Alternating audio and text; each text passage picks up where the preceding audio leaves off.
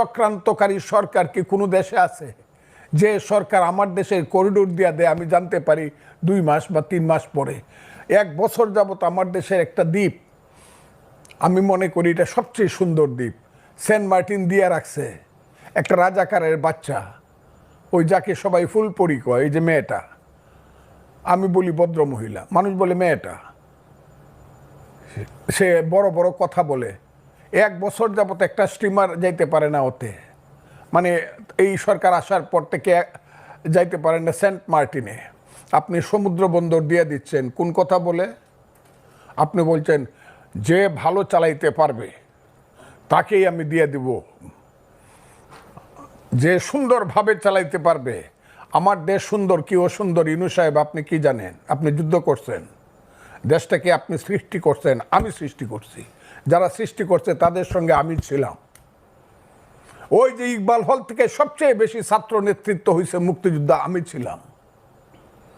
আমি দেখছি সিরাজুল আলম খানদেরকে দেখছি, তাদের নেতা বঙ্গবন্ধু শেখ মুজিবুর রহমান কিভাবে 32 নম্বরের দোতলা থেকে আঙ্গুল তুলিয়া কথা বলতো মার্চ মাসে, সেটা আমি দেখছি।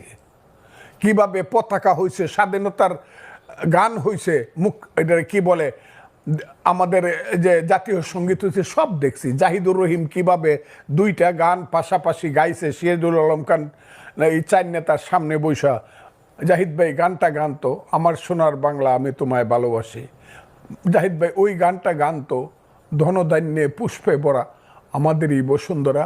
ইকবাল হলের অতে বৈশা, গেস্ট রুমে বৈশা সবাই বলল যে এই গানটা আমাদের পছন্দ হয়েছে, কারণ 2টা গানই পছন্দের, কিন্তু যেহেতু ওইটা হইলো বিশ্বকবির গান, নোবেলে আমরা পছন্দ করলাম, এই গানটা বঙ্গবন্ধু জিনিসটা চয়েস করলেন।